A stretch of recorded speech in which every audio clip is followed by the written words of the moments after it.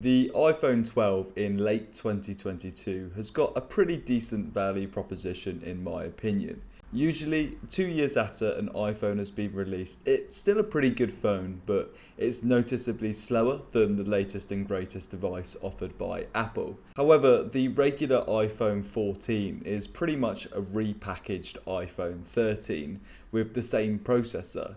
And the iPhone 13 was only a marginal improvement over the iPhone 12. So 2 years later, the iPhone 12 is pretty up to date when it comes to hardware. The biggest advantage of the iPhone 12 is used availability.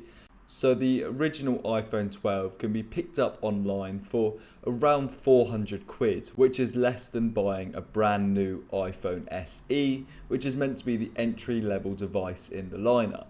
And if you want to buy an iPhone 12 mini, like I personally use, it gets even cheaper and it's around 330 quid online. So in my opinion, for this £300 to £400 price mark, you're getting a really good phone for your money that's going to last you a long time. And I'd say it's a better buy than buying the latest 5G iPhone SE. One recommendation that I would have if you're tempted to buy a used iPhone 12 is just spend the extra £20 or £30 to buy a 128GB model.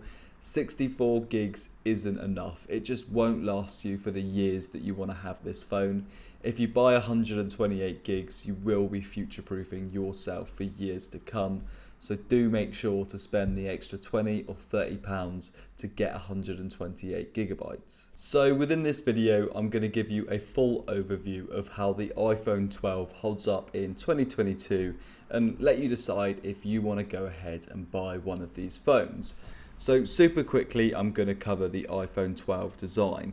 So this was the first iPhone to bring back the squared off sides, which is the same design language used in the newer iPhones. So it's certainly not going to be looking outdated anytime soon. I personally have the iPhone 12 mini and the notch on this phone does look pretty huge, but it's something that I've grown to live with and really don't notice all that often. So that's all I want to say in terms of design. Let's move on to performance.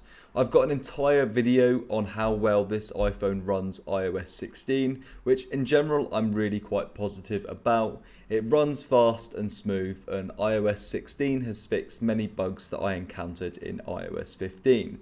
And generally, I've got no complaints related to the performance of the iPhone 12. Apps never crash, the phone feels fast, and I don't often encounter any sort of glitches or anything like that. In terms of gaming, the extent of my gaming on this phone is maybe sometimes playing Call of Duty Mobile or chess, but when I do play some games on this phone, I've really got no complaints and apps open fast. Even 2 years later, the iPhone 12 feels so far ahead of the competition when it comes to performance, and I just don't think you're going to get a phone that's faster than this for around 300 to 400 quid. So moving on to camera. The camera on this phone is excellent. Whilst it doesn't have some of the newer features found on the iPhone 13 and iPhone 14, such as being able to add presets in the camera app, it's still a really good camera. The main camera is 12 megapixels and shoots 4K 60 video.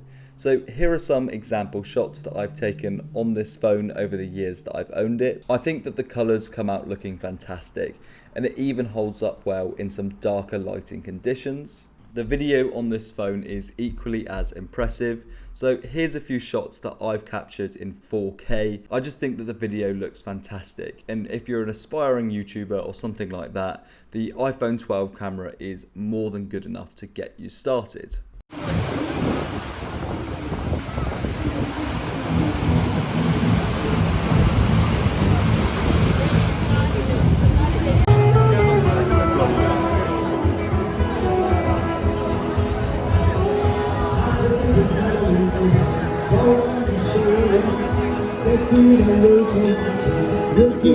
So finally, let's touch upon battery life. Battery life on the iPhone 12 is where it's going to fall short compared to the iPhone 13 and the iPhone 14. So the chip in the iPhone 13 is just generally a little bit more efficient, and I personally have got an iPhone 12 mini with 92% battery health, so I do encounter some struggles with battery life. I think in most cases the iPhone 12 battery life is going to be good enough to get you through the day. The iPhone 12 mini has got a smaller battery than the regular iPhone, and I can get through a day with sort of 4 hours of screen on time. And yes, I'm a little bit embarrassed to have 4 hours of screen on time by the end of the day, but I can get through a day with 4 hours of screen on time and sort of be in the last 10 to 20% of battery life. So I think if you've got the full-sized iPhone 12, you probably won't find battery as much of an issue unless you're playing games.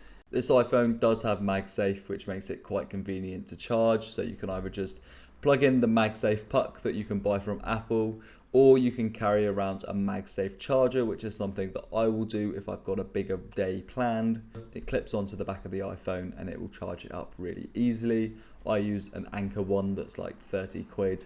I wouldn't spend the £100 on the Apple charger, just putting that out there. Ultimately, the iPhone 12 may be 2 years old, but it just doesn't feel it. It feels like a phone that could have been released a few weeks ago, and it's a really good phone and does everything that you need from a phone very well. It takes great photos, it's really fast, it looks good, and the battery life will almost certainly get you through a day. Everything is just done to a really good level. Sure, the iPhone 13 and iPhone 14 might be ever so slightly improved, but you're going to be spending a lot more money to get these improvements. I think for the money, the iPhone 12 is a really good buy in late 2022, and almost certainly will still receive 4, 5, maybe even 6 more years of software support. Thank you very much for watching this video. I hope it was informative. If you enjoyed, please do subscribe. Thanks very much. Boom.